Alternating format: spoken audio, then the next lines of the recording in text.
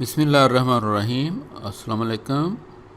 शाहीन जी technical के एक और ट्यूटोरियल के साथ मैं हूं मोहम्मद सफदर शाहीन। ये वीडियो माइक्रोसॉफ्ट वर्ड की ट्रेनिंग के सिलसिला की 8वीं वीडियो है। जैसा कि मैंने पहली वीडियो में आपसे वादा किया था कि हम नेक्स्ट वीडियो में इंशाल्लाह एक सीवी बनाएंगे, तो उसी के मुताबिक व्यूअर्स आज मैं आपको एक सीवी बनानी सिखाऊंगा, जिसमें जो जो स्टेप्स आते जाएंगे हम इंशाल्लाह उनको भी डिस्कस करेंगे। यहाँ पे हमारे दोहरे मकासद हैं। एक तो आपको सीवी बनाने का पता चल जाएगा, दूसरा उसके अंदर जो जो टूल्स हम यूज़ करेंगे, जो फॉर्मेशंस के वेज हम यूज़ करेंगे, वो भी हम इंशाल्लाह डिस्कस करते जाएंगे, जो कि आपको फ्यूचर के लिए किसी भी डॉक्यूमेंट बनाने में काम आएंगे। मुझे उम्मीद है कि आपने मेरे चैनल को सब्सक्राइब कर लिया होगा। अगर सब्सक्राइब नहीं किया तो प्लीज़ मेरे चैनल को सब्सक्राइब ज़रूर करें और साथ ही बेल के निशान को भी क्लिक कर दें, ताकि आइंदा वीडियोस के नोटिफिकेशन आपको ज़रूर मिलें। इससे मेरी हौसला अफजाई भी होगी और मैं आपको आइंदा से बेहतर सर्विस इंशाल्लाह फराहम कर सकूँगा। मुझे फ़ीडबैक भी दीजिए कि आया आपको मेरी वीडियोस की समझ आ रही है या नहीं आ रही। जो व्यूअर्स भी मेरी वीडियोस को देख रहे हैं उनसे रिक्वेस्ट है कि वो मुझे फ़ीडबैक ज़रूर दें। आइए हम शुरू करते हैं एक सीवी बनाना। सीवी के लिए सबसे पहले व्यूअर्स टॉप में जिसकी भी हम सीवी बनाना चाहते हैं उसका नाम लिखेंगे कि जनाब हमारा जो नाम है वो है मोहम्मद आज़िब। अच्छा, ये तो हमारा हेडिंग है। उसके बाद हम लिखते हैं कि हमारा सीवी बनाने में हमारा ये स्टाइल हम अपनाएंगे कि हम पहले ऑब्जेक्टिव लिखेंगे, फिर अबाउट माई सेल्फ लिखेंगे, फिर हम अपना बायोग्राफी लिखेंगे, उसके बाद हम क्वालिफ़िकेशंस पे आएंगे और एक्सपीरियंस के साथ साथ बाद में हम आखिर में हम बताएंगे कि हमें कौन कौन सी लैंग्वेजेस के ऊपर अबूर हासिल है। साथ ही हम इस सीवी के अंदर अपनी पिक्चर भी ऐड करेंगे। तो सबसे पहले हम लिखते हैं ये ऑब्जेक्टिव।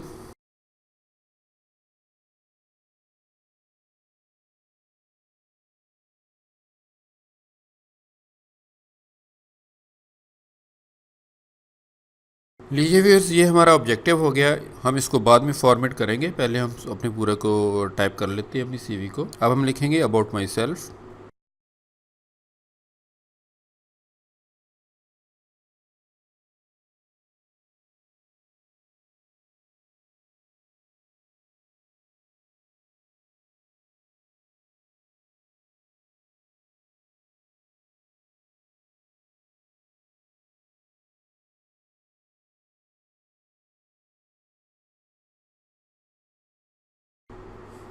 तो ये व्यूअर्स हमने लिख दिया अबाउट माई सेल्फ के बारे में।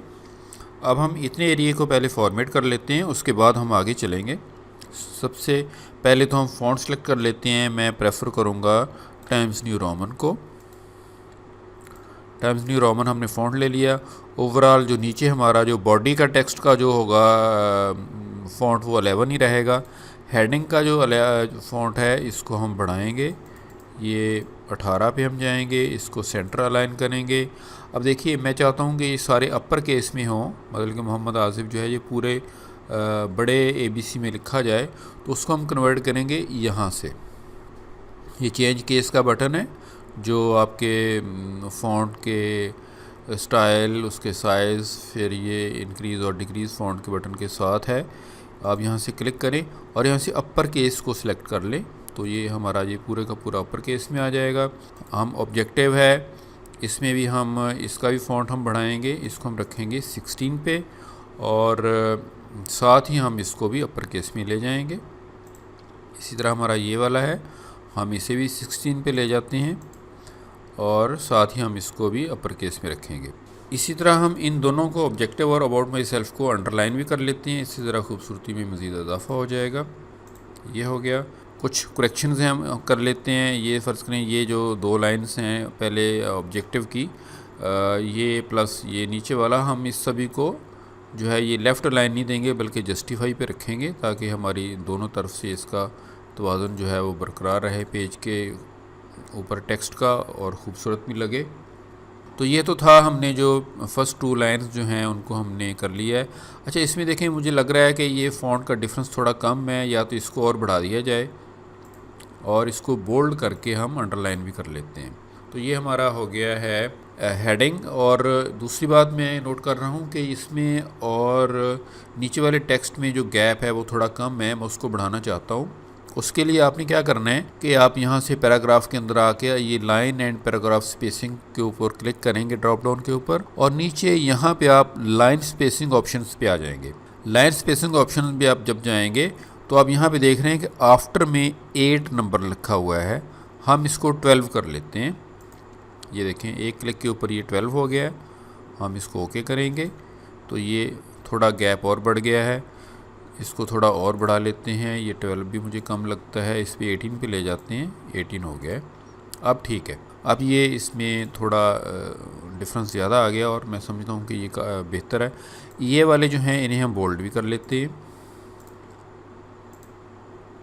ताकि ये बाकी टेक्स्ट से नुमायाँ बिल्कुल अलग थलग हो जाएं। यहाँ पे ये देखें, इसको हमने दे दिया है 20, ये आ गया 16 में, ये आ गया 11 में, और इन्हें हमने बोल्ड करके अंडरलाइन भी कर लिया है। यहाँ पे ये एक स्पेलिंग मिस्टेक है गालमन, हम इसको चेक करें, अगर राइट क्लिक करें इसके ऊपर तो ये पहला ही जो है इन्वायरमेंट, इसको हम सेलेक्ट कर लेते हैं क्योंकि यहाँ पे मैंने इन्वायरमेंट ही लिखना चाहा था लेकिन वो स्पेलिंग मिस्टेक हो गई। आप इसी तरह जो भी लफ्ज़ आपको रेड लाइन में नज़र आए उसके स्पेलिंग को गौर से देखें और उसके ऊपर राइट क्लिक करें। राइट क्लिक करके उसको आप जो सही स्पेलिंग हो आप वो उससे यहाँ से ले सकते हैं। तो ये देखिए, ये रेड लाइन हट गई है। अब इसके बाद मैं यहाँ पे अपनी बायोग्राफ़ी लिखूँगा जिसमें अपना नाम, father's name, date of birth, मेरा डोमिसाइल कहाँ का बना हुआ है, मेरा रिलीजन क्या है, लैंग्वेज कौन सी है, नेशनैलिटी है, नेशनल आईडी कार्ड नंबर है, मेरा मैरिटल स्टेटस है, आया मैं सिंगल हूँ या मैरिड हूँ, परमानेंट आपका एड्रेस है, आपका कॉन्टैक्ट नंबर है। ये आपकी डिमांड के ऊपर है या आपके लिखने के ऊपर है। कुछ लोग इसमें ज़्यादा कॉलम और भी ऐड कर सकते हैं, कुछ इनमें कम लिख सकते हैं, ये कोई फिक्स नहीं है। मकसद सिर्फ ये है कि आप अपना मिसाल के तौर पे अगर आप फॉरेन कंट्री के लिए अप्लाई कर रहे हैं तो आपको डोमिसाइल का इसमें फील्ड डालने की ज़रूरत नहीं है, कोई ऑब्जेक्टिव नहीं है। अगर आप पाकिस्तान के अंदर कोई चीज़ किसी के पोस्ट के लिए अप्लाई कर रहे हो तो उसमें नेशनैलिटी लिखने की ज़रूरत नहीं है। आप तो पाकिस्तानी, आपका एड्रेस है, आपने Pakistan national ID card number दिया हुआ है तो वो लिखने की ज़रूरत नहीं है। इसी तरह कॉन्टैक्ट नंबर तो खैर हर 2 सूरतों में आएगा। डेट ऑफ बर्थ कोई कंपलसरी नहीं है, कोई इसमें ज़रूरी नहीं है कि आप लिखें क्योंकि बाकी डॉक्यूमेंट्स में आपकी डेट ऑफ बर्थ तो पड़ी होती है। लेकिन बहरहाल हम इसमें एक ब्रीफ सा हम बनाते हैं, कुछ एलिमेंट्स हम इनमें लिख लेते हैं, कुछ नहीं लिखते। मकसद आपको उनका तरीका समझाना है। सपोज़ मैं लिखता हूँ जी पहले नेम के बाद मैं एक कोलन दूंगा, कोलन देने के बाद फिर मैं एक टैब करूंगा, टैब करने के बाद मैं अपना नाम लिखूंगा, मोहम्मद आज़िब। सपोज़ मैंने ये लिख लिया। अब मुझे आगे वाली लाइनों को भी सेम फॉर्मेशन में रखना है तो मैं पहली लाइन से वो सेटिंग पहले ही बना लेता हूँ ताकि मुझे हर लाइन में फॉर्मेशन जो है वो बाद में मुझे ना करनी पड़े। तो मैं पहली लाइन को सिलेक्ट कर लेता हूँ।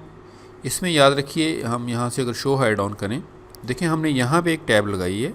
मैं ये समझता हूँ कि आप इसको एक तो थोड़ा सा आप इसको आधा इंच आगे कर लें टोटल को, फिर एक आप टैब 2 इंच के ऊपर ले आए, यानी कि इससे 1.5 इंच आगे। उसके बाद आप एक टैब जो है वो आगे स्टैंडर्ड रहेगी, लेकिन इसके लिए आपको यहाँ ये जो कोलन मैंने लगाया है मैं इन्हें एक लाइन में अलाइन करना चाहता हूँ। ये देखिए, ये मैंने यहाँ पे लगा दिया, अब ये यहाँ पे आ गया। कोलन और इस टैब के दरमियान जो है वो फासला तकरीबन आप यहाँ से रीएडजस्ट कर लें, तकरीबन एवरेज सा, ताकि आपके कुछ हो सकता है नीचे से फील्ड लंबे हों। चलें, ये इतना काफ़ी है।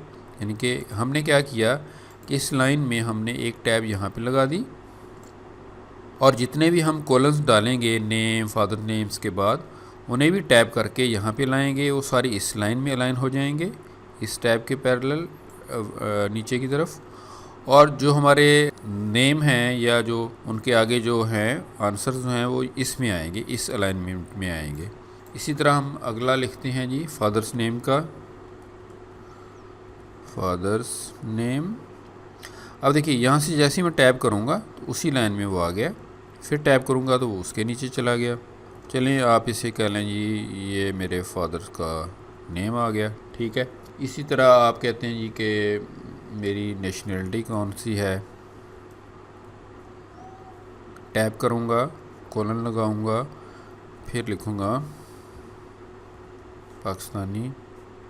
हम यहाँ पे लिख सकते हैं CNIC नंबर, CNIC नंबर जो भी आपका है आप लिखेंगे, जो भी आपका है।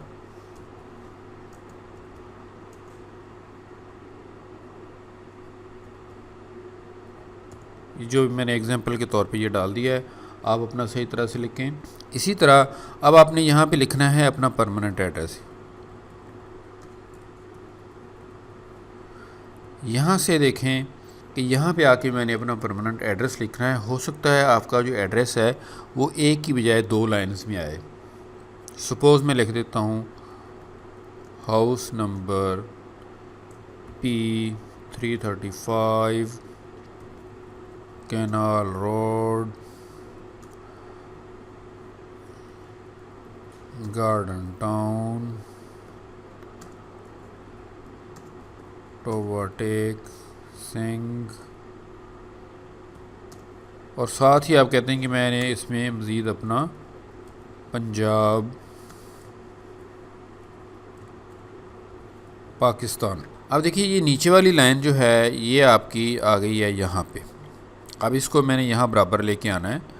तो मैंने जैसा कि पहले भी आपको बताया था कि ये अगर आप इन तीनों बटनों को गौर से देखें तो ऊपर वाला जो है ये फर्स्ट लाइन को, नीचे वाला जो ब्लॉक है वो पूरे के पूरे नीचे वाले हिस्से को, और अगर हम नीचे वाली रेक्टेंगल से पकड़ेंगे तो हैंगिंग इंडेंट आएगा, यानी कि पहली लाइन के बाद जितनी भी लाइन्स होंगी हम इन्हें उठाकर यहाँ पे ले आएंगे।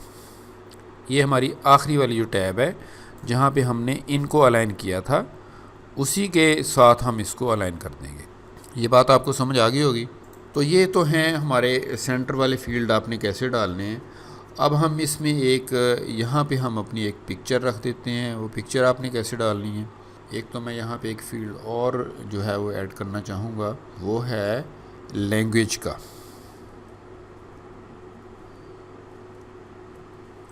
मिसाल के तौर पे मैं कहता हूँ कि मुझे उर्दू भी आती है, मुझे इंग्लिश भी आती है और मैं अरेबिक भी जानता हूँ। ठीक है जी। खैर बहरहाल ये हमारी इतना ही काफ़ी है, इतना ज़्यादा बहुत ज़्यादा फील्ड इसमें डालने की ज़रूरत नहीं है। अगर आपने डालने हैं तो इसी तरतीब से आप डाल सकते हैं, चाहे इसमें कम कर लें ज़्यादा कर लें। यहाँ पे अब हम एक पिक्चर लेके आएंगे। पिक्चर लाने का तरीका ये है कि आपका कर्सर अब जहाँ कहीं भी है आप उसको छोड़ें। सिंपल आप जाएंगे इंसर्ट मेन्यू में, इंसर्ट मेन्यू से हम पिक्चर्स में आएंगे। ये पिक्चर्स हम लेंगे जहाँ पे अब हमारी पिक्चर पड़ी है। फर्स्ट ने डेस्कटॉप के ऊपर मैंने ये एक डेमो पिक्चर रखी है, ये इंटरनेट से मैंने ली है, जिसमें ये किसी की स्पेसिफिक नहीं है, पता नहीं कौन है ये बेबी। बहरहाल अब इस पिक्चर को थोड़ा हमें सेट करने की ज़रूरत है। आप देखें कि सेंटर बॉडी से इस तरफ एरिया ज़्यादा है, इस तरफ कम है। दूसरा ये है कि ये यहाँ कहीं बीच में आके अलाइन विद टेक्स्ट हो गई है। मैंने इसको आज़ाद, देखिए मेरी मर्ज़ी से ये हिल नहीं रही है। तो सबसे पहले तो इसके साथ ये वाला जो बटन आ रहा है, अपीयर हो रहा है, ये लेआउट ऑप्शंस जो हैं इसके, कि ये इसकी हमने लेआउट कैसी रखनी है, इसको आप सेलेक्ट करके आप इसको रखेंगे इन फ्रंट ऑफ टेक्स्ट। आपने ये सारे ऑप्शंस मैं इंशाल्लाह आपको किसी दिन पिक्चर इंसर्शन में आपको समझाऊंगा। फ़िलहाल इसमें आपको इतना याद रखना चाहिए कि हम इसको इन फ्रंट ऑफ टेक्स्ट करेंगे। जैसे ही आप इसको इन फ्रंट ऑफ टेक्स्ट करेंगे पिक्चर को इंसर्ट करने के बाद, तो ये देखिए पूरा टेक्स्ट इसके पीछे आ गया। अब ये पिक्चर अपनी आज़ाद मूवमेंट कर सकती है। फिर मैं इसको यहाँ से इसके कॉर्नर से, किसी एक कॉर्नर से, देखें ये इसका कॉर्नर है, ये नीचे इसका कॉर्नर है, ये कॉर्नर है, ये कॉर्नर है, किसी से पकड़ कर मैं इसको रीसाइज़ कर सकता हूँ। सपोज़ मैंने इसका इतना साइज़ रखना है और अलाइनमेंट आप इसकी इस तरफ से इसके बराबर रखेंगे, लेकिन मैं इस तरफ से इसको थोड़ा सा अंदर प्रेस करना चाहता हूँ, ये इतना हिस्सा इसका काटना चाहता हूँ। तो वो आप कैसे काटेंगे, ये क्रूप टूल लगा हुआ है। ये देखें जैसे हम पिक्चर को सिलेक्ट करते हैं तो फॉर्मेट वाला जो मेन्यू है वो ऑटोमेटिकली आ जाता है। पिक्चर के टूल्स यहाँ पे अवेलेबल हैं। आप इनमें हम ये क्रूप टूल लेंगे। क्रूप का मतलब होता है काटना, कैंची की तरह काटना, कैंची के साथ किसी चीज़ को काट देना। तो देखें आप इसके कॉर्नर्स में ये एरो की पोजीशन अब और हो गई है, यहाँ पे और हो गई है। अब जिस तरफ से आप क्लिक करेंगे, फर्ज करें मैं यहाँ से इसको क्लिक करूँगा, जितना मैं आगे जाऊँगा उतना एरिया समझ लें कि सीजर के साथ में काट रहा हूँ। ठीक है जी, ये एरिया इतना कट गया है। थोड़ा सा मैं इसको इधर से कर देता हूँ। अब जैसे ही आप बाहर क्लिक करेंगे तो ये देखिए ये पिक्चर हमारे पास दोबारा से एक रीसाइज होके हमारे पास आ गई है। आप इसको यहाँ पे प्लेस कर लें। ठीक है जी।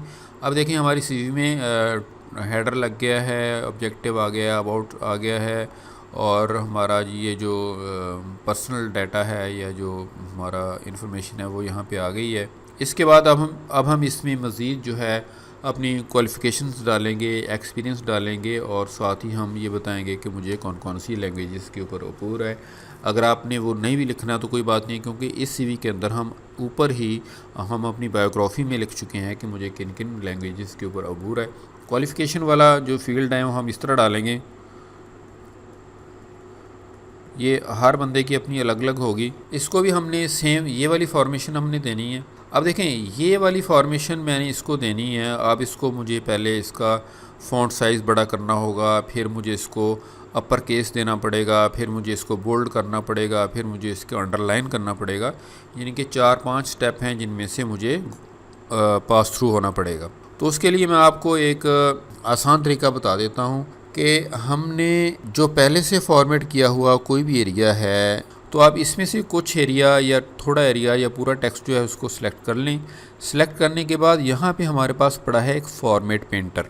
फॉर्मेट पेंटर के ऊपर आप सिंगल क्लिक दें, क्योंकि हमारे पास आगे हमने एक ही फील्ड को करना है। तो यहाँ पे आके आप इसको सिंपली थोड़ा लाइन से बाहर रह के सिलेक्ट करें। तो ये देखें जो उसके करैक्टर्स थे वो सारे के सारे इसमें आ गए हैं। मास वाई एक के जो कि नहीं आया वो था इसका अपर केस वाला, वो हम इसमें ख़ुद लगा देते हैं।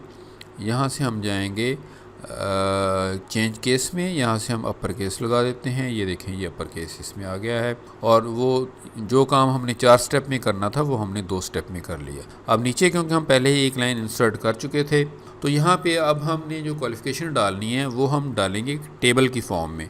फ़िलहाल मैं आपको, आप यूँ समझें कि इस वीडियो में हमने टेबल के मतलब कुछ नहीं समझना। जैसा मैं बनाऊँगा सिंपली बना के आपको दिखा दूँगा। टेबल के ऊपर अलग से वीडियोस आएंगी, आप उनमें इसकी डिटेल समझेंगे। तो बहरहाल हम ये डालेंगे, इसमें एक इंसर्ट करेंगे यहाँ से एक टेबल। थोड़ा बहुत तो आप इसमें यकीनन समझ ही जाएंगे। हम इसमें 4 फील्ड ले लेते हैं। ये हमने चारों फील्ड इसमें ले लिए हैं, 4 सेल इसमें आ गए हैं। इसकी हम कर लेते हैं लेआउट में, हम इसका जो है ये सेंटर अलाइन कर लेते हैं इसको। तो फर्स्ट लाइन में हम लिखेंगे जी एग्ज़ाम पास्ट,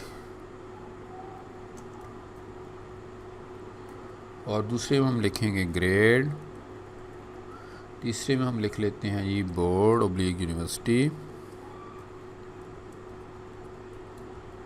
और उसके बाद हम लिख लेते हैं ईयर, कौन सी ईयर में हमने किया है।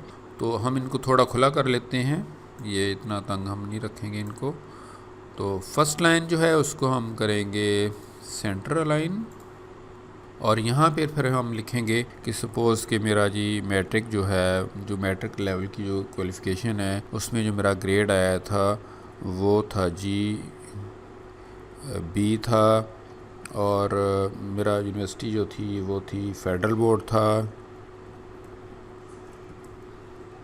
और ईयर कौन सा था जी 2006 का था। इसके बाद जनाब मैंने एफ़ए किया, वो मैंने ग्रेड सपोज़ कि मैंने ए में कर लिया। ये आपने अपने यहाँ पे लिखने हैं। कहाँ से किया जी, वही फेडरल बोर्ड से, और कब किया 2008 में किया। इसी तरह आपका बीबीए फ़र्ज़ करिए किसी ने किया है, किसी ने बीएससी की है, किसी ने जो भी किया है वो तो आपने अपना लिखना है ना जी। तो उसमें भी आप ग्रेड कह लें कि जी मेरा बी था। कहाँ से किया आपने, मैं कहता हूँ कि जी मैंने पंजाब यूनिवर्सिटी से किया, यूनिवर्सिटी। ये देख राइट क्लिक करें, गलती हो जाए ये आपको स्पेल यहाँ से चेक हो जाएंगे। ये 2011 में हो गया। तो ये तो था, इसमें मैं इन तीनों को मैं चाहता हूँ कि ये सेंटर अलाइन हो जाएं, ये वाले यहीं पे रहें और ये वाले भी सेंटर अलाइन हो जाएं। राइट जी। इसमें थोड़ा इसको छोटा कर लेते हैं, ये थोड़े बड़े हैं, थोड़ा इसको बड़ा कर देते हैं। तो फर्स्ट लाइन को हम बोल्ड भी कर लेते हैं ताकि ये नीचे वालों से नुमायाँ हो जाए। उसके बाद ये हमारा इतना पोर्शन जो है वो कंप्लीट हो गया। अब हम लिख देते हैं अपना एक्सपीरियंस के बारे में। मेरे पास एक्सपीरियंस क्या है, एक्सपीरियंस एंड स्किल्स, वो आप लिखते हैं जो भी आपका है। सपोज़ कि मैं कहता हूँ कि मेरे पास 5 ईयर वर्किंग एक्सपीरियंस है with 5 year working experience with MS Word, Photoshop in Pakistan. Suppose ये आपने अपना एक्सपीरियंस लिख दिया। इसकी 2-4 लाइनें जो भी बने वो आप लिख सकते हैं। अब ये एक्सपीरियंस को मैंने थोड़ा इस टेबल से नीचे भी करना है और इसको ये वाली फॉर्मेशन भी देनी है। तो आप इसको नीचे करने के लिए हम क्या करेंगे कि हम पैराग्राफ की लाइन स्पेसिंग ऑप्शन में जाएंगे। हम टॉप पे भी इसको 12 कर देंगे, नीचे हम इसको 18 करेंगे। टॉप पे भी आप 18 कर लें, यानी कि बिफ़ोर एंड आफ्टर। तब ये देखें आपका ये जो है इसका फासला जो है वो मुनासिब हो गया है। इसको हम फॉर्मेशन हमने ये वाली लगानी है। मैंने थोड़ा सा एरिया सेलेक्ट किया और यहाँ से फॉर्मेट पेंटर लिया और यहाँ पे क्लिक कर दिया। इसको मैं फिर यहाँ पे जाके अपर केस कर दूँगा तो ये मेरा उसी के बैलेंस हो गया है। ये मेरा एक्सपीरियंस आ गया है। ठीक है जी। अब इसमें ये टेबल मैंने कैसे, टेबल के ऊपर हमारी अलग से वीडियो आ जाएगी इंशाल्लाह, वो आप उसमें डिटेल समझ लेंगे। फ़िलहाल तो सिर्फ आपको दिखाने के लिए कि हमने सीवी कैसे बनानी है और उसको हमने कैसे फॉर्मेशन उसकी देनी है। अब आपने इसमें बहुत सारी बातें सीखी हैं। आपने ये हेडिंग्स कैसे बनाए हैं, हमने ये टॉप हेडिंग हमने कैसे बनाया, इसमें ये 2 लाइन्स ऐड की। फिर हमने यहाँ पे आगे देखें टैब की का हमने यूज़ किया। यहाँ पे ये हमने टैब्स का यूज़ किया। मैंने आपको बताया एक टैब हमने यहाँ पे लगाई, एक यहाँ पे लगाई। हमने इसमें पिक्चर लगाई, पिक्चर को हमने क्रॉप किया। इसी तरह हमने इसमें टेबल डाला। वो टेबल पे हम अलग से वीडियो देखेंगे। पिक्चर के ऊपर भी, इंसर्शन के ऊपर अलग से वीडियो आएगी। और हमने इसमें इसको अब फाइनल समझते हैं कि अब हमारी CV ये कंप्लीट हो गई है। ये फील्ड्स आपके कम ज़्यादा हो सकते हैं, कोई इसमें 5, 6, 10 चीज़ों के साथ आ सकता है। कोई मज़ीद डिटेल आपसे मांगी जा सकती है, वो भी आप यहाँ पे प्रोवाइड कर सकते हैं। मुझे उम्मीद है कि ये वीडियो आपके लिए कारगर और मुफीद साबित हुई होगी। इसी तरह इंशाल्लाह मैं आपको वीडियोस प्रोवाइड करता रहूँगा। पहले ही मैंने आपसे रिक्वेस्ट की थी कि मेरे चैनल को आप प्लीज़ सब्सक्राइब करें और वीडियो अगर आपको अच्छी लगी है तो लाइक भी दें, मेहरबानी होगी। आप तो नेक्स्ट वीडियो में मिलते हैं इंशाल्लाह। तब तक के लिए मैं आपसे इजाज़त चाहूँगा। अल्लाह हाफ़िज़।